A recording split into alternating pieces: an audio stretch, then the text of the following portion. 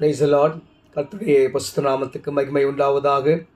இன்றைய நாள் பொழுதிலே உங்கள் அனைவரும் சந்திப்பதிலே நான் மிகவும் மகிழ்ச்சி கொள்கிறேன். கர்த்தர் உங்களையும் உங்கள் குடும்பங்களையும் ஆசீர்வதித்து பாதுகாக்க கடவர். எனக்கு அருமையானவர்களே, இன்றைய நாளுக்கான இறைவாக்கியம் தாவீதின் சங்கீத பாடல் 149 பாடல் எண் வசனம் 4 மற்றும் 5.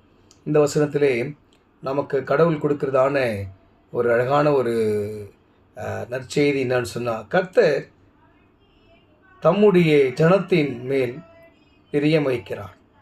சாந்த குணம் உள்ளவர்களை ரட்சிப்பினால் அலங்கரிப்பார்.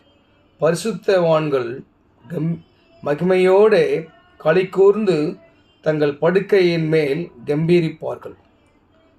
இதில் பாருங்க, கர்த்தர் தம்முடைய ஜனத்தின் மேல் பிரியமாக இருக்கிறார் இல்லையா? நமக்கு துன்பங்கள் வரும்போது, ஆண்டவரே ஏன் ஆண்டவரே எனக்கு நீங்கள் இதை அனுபவிச்சிங்க, நான் உங்களுடைய பிள்ளையா இல்லையா அப்படின்னு சொல்லி நாம் ஆண்டவரிடம் நாம் கேள்விகள் அநேக முறை நாம் கேட்டிருப்போம். ஆனால் தாவீதுக்காரன் சொல்கிறார், கர்த்தர் நம்மேல் பிரியமாக இருக்கிறார், தம்முடைய ஜனத்தின் மேல் பிரியமாக இருக்கிறார்.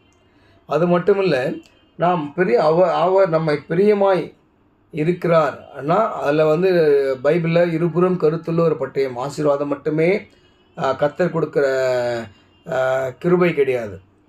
ஒரு சில நேரங்களிலே நமக்கு இன்னல்கள் வரும், துன்பங்கள் வரும், துயரங்கள் வரும். இதெல்லாம் நாம் கடந்து வந்த பிறகு நமக்கு அநேக பெரிய பெரிய வெற்றிகளை ஆண்டவர் கொடுப்பார், மகிழ்ச்சியை ஆண்டவர் கொடுப்பார். அதுதான் இங்கே சொல்கிறார், சாந்த குணம் உள்ளவர்கள். அதாவது சாந்த குணம் உள்ளவர்கள் ரட்சிப்பினால் அதை என்ன பண்ணுவாங்களாம், ரட்சிப்பினால் அலங்கரிப்பார்களாம். எதுன்னு சொன்னால், ஆண்டவர் கொடுக்குற அந்த சமாதானத்தை, அந்த சாந்த குணம், சாந்தமாக இருந்தோம், கர்த்தர் நம்ம மேல் பிரியமாக இருக்கிறார். அதனால நான் அவருடைய சமூகத்தில் என்ன வந்தாலும், யோபு அழகாக சொல்லுவார், கர்த்தர் கொடுத்தார், கர்த்தர் எடுத்தார், கர்த்தருடைய நாமத்துக்கு ஸ்தோத்திரம். என்ன வந்தாலும் அவரை போல் ஒரு பொறுமையுள்ள ஒரு தெய்வ மனுஷன் நம்ம வேதாகமத்தில் பார்க்கவே முடியாது. ஏன்னு சொன்னால், அழகாக ஆண்டவர் சாத்தான்கிட்ட முதல்ல சொல்லுவார், என் தாசனாக யோபு மேல் கவனமாத்தாயோ, அவன் உத்தமன், சன்மார்க்கன், நீதிமான்னு சொல்லுவார் இல்லையா? அதுக்கப்புறம் எல்லாம் அவனுக்குள்ளது எல்லாமே போயிடும். அப்போது சொல்லுவார், கர்த்தர் கொடுத்தார், கர்த்தர் எடுத்தார், கர்த்தருடைய நாமத்துக்கு ஸ்தோத்திரம்.